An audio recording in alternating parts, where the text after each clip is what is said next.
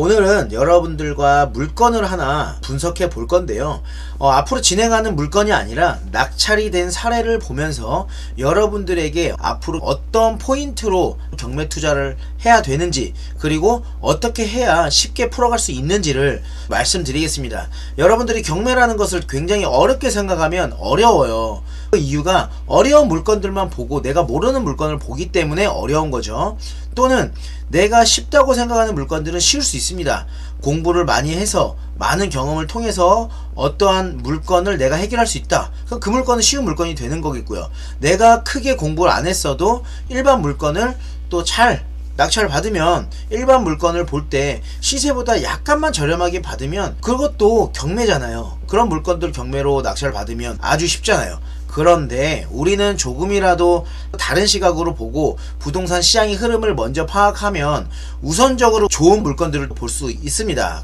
그게 결국은 여러분들이 500만원을 벌 걸 1000만원을 벌 수 있고요, 2000만원 벌 수 있는 걸 4000, 그리고 1억 이상 이렇게 벌 수 있는 겁니다. 그리고 부동산마다 단기 매도의 수익률이 좋은 게 있고요, 또 중장기로 가져가야 불어나는 그런 부동산이 있는 만큼 꾸준하게 경매 공부 플러스 부동산 공부를 하신다면 여러분들이 보다 쉽게 경매를 통해서 좋은 부동산을 값싸게 받을 수 있다는 거 알고 계시길 바라겠습니다.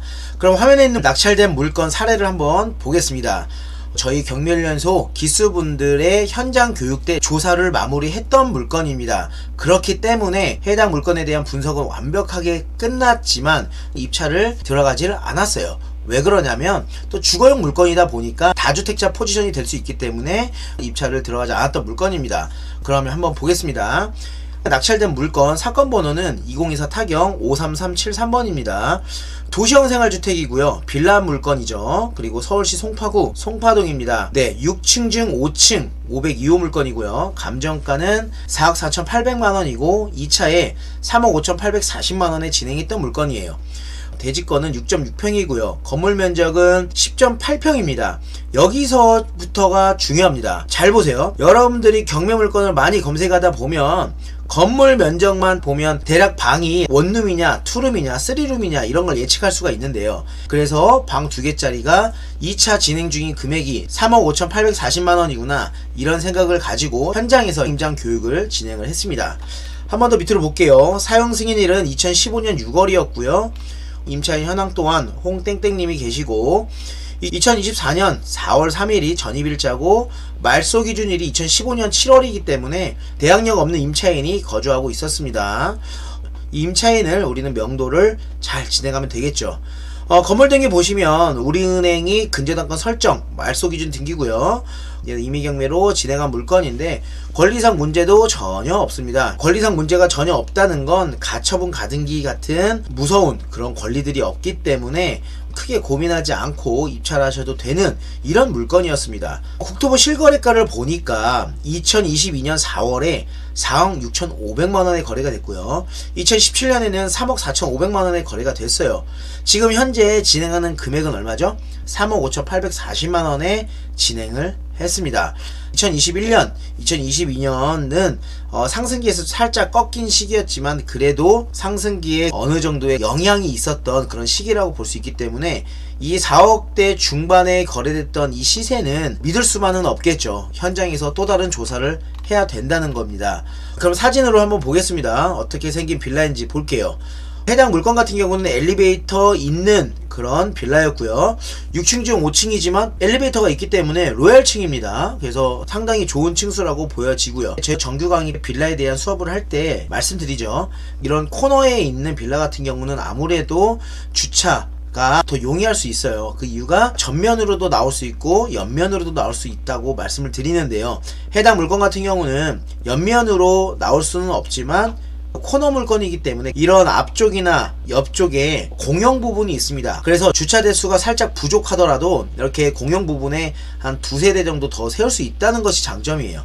내부 구조도를 볼게요. 내부 구조도를 보면 층별 2개의 세대가 있는데 501호, 502호 모두 방이 2개의 구조라고 나왔고 욕실이 이렇게 하나라고 나왔네요. 이렇게 봤을 때 이 물건이 지금 매력적일까? 한번 저희가 고민을 해봤어요. 그래서 방 2개의 욕실 하나짜리가 3억대 중반 이고 감정가는 4억대 중반이었는데 과연 이 금액을 얼마에 입찰을 해야 되고 얼마의 수익이 날까 그런 고민을 하면서 현장에서 한번 알아보자 라는 생각으로 교육생분들과 현장에 갔습니다. 해당 물건의 위치는 9호선 송파나루역과 9호선과 8호선이 함께 있는 이 석촌역이 있습니다. 그리고 학교로는 송파초등학교가 있고요. 송파 한양아파트 바로 옆에 있는 그런 물건입니다.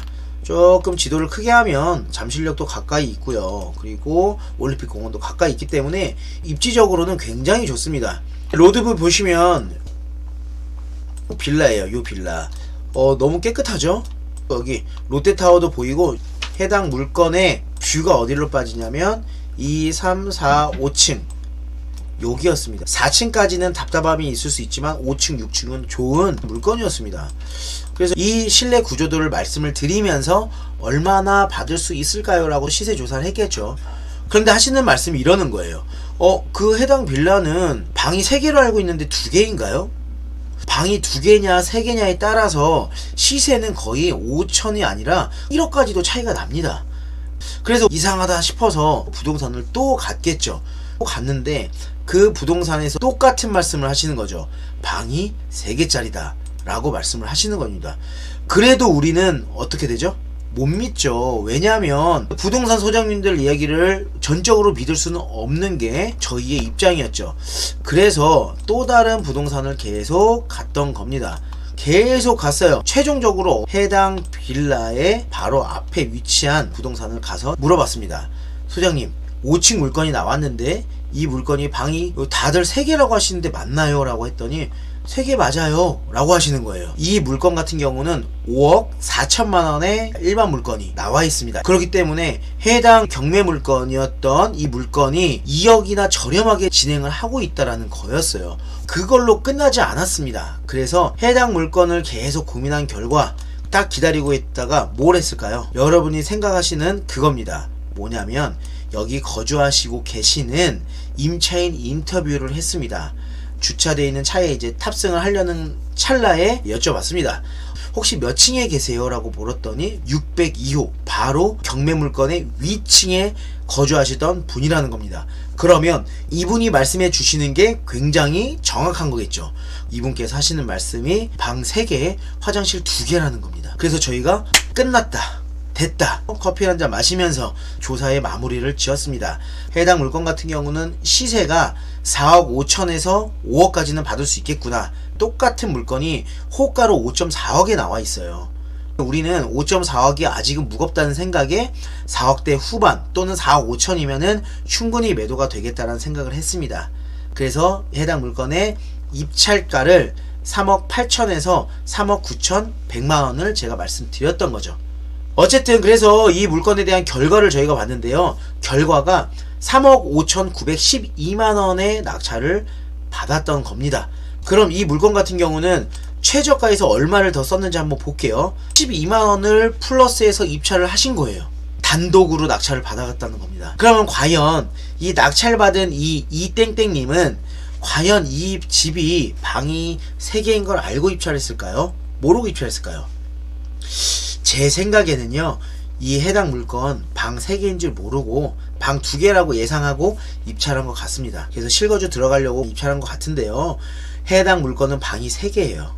그렇기 때문에 이 땡땡님은 해당 물건을 약 1억원 저렴하게 받은 겁니다. 만약에 저희가 해당 물건을 3억 8, 9천만원에 입찰 들어갔으면 저희는 입찰자 2명 중에 1등을 했겠죠.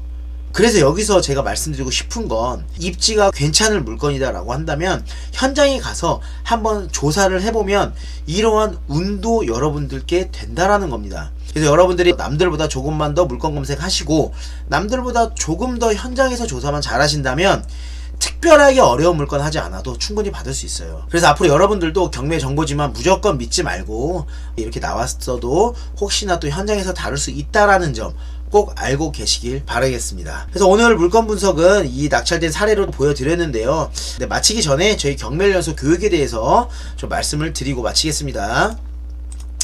저희 경멸연소가 또 3월에 정규 강의가 진행이 됩니다. 경멸연소 7기가 진행이 되고요. 정규 8주 과정으로 진행하고 있고요. 여러분들에게 기초부터 실전까지 그런 포인트를 가지고 알려드립니다. 내가 어느 정도 알고 있는데 그 포인트를 잡지 못한다고 하시는 분들도 오시면 정말 쉽게 경매를 배울 수 있으면서 낙찰까지 받을 수 있는 그런 포인트를 말씀을 드립니다. 그리고 제일 중요한 건 언제나 옆에 있기 때문에 같이 함께 만들어간다는 생각으로 저희 회사를 운영하고 있습니다. 경매하시다 보면 명도도 고민되고, 명도하는 과정에서 또 여러가지 협상도 해야 되고, 대출도 받아야 되고, 또 여러가지 매도하는 그런 매도 스킬도 있어야 되고, 그런 과정들이 굉장히 사소한 게 많습니다. 전화 주시면 직접 전화를 받고 알려드리기 때문에 무슨 이메일로 연락을 받거나 카카오톡으로만 연락을 받거나 문자로만 연락을 받거나 그렇지 않습니다.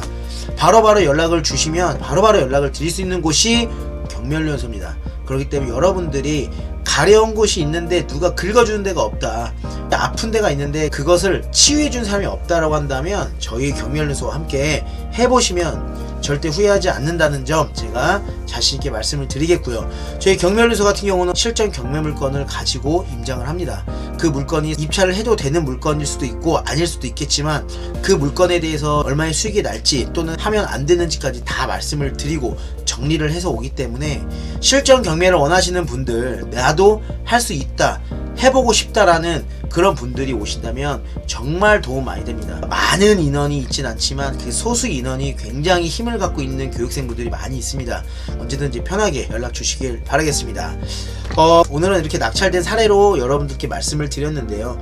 이렇게 낙찰된 사례를 가지고 공부를 해야 여러분들 것으로 만들 수 있기 때문에 이런 복기를 통해서 여러분들의 실력을 키워오는 게 더 중요하다는 점을 꼭 알고 계시길 바라겠습니다. 그럼 오늘 영상은 이것으로 마무리하겠습니다. 다음에 더 좋은 영상, 더 좋은 정보를 가지고 찾아뵙도록 하겠습니다. 항상 화이팅하는 여러분이 되시길 바라겠습니다. 그럼 이만 마치겠습니다. 감사합니다.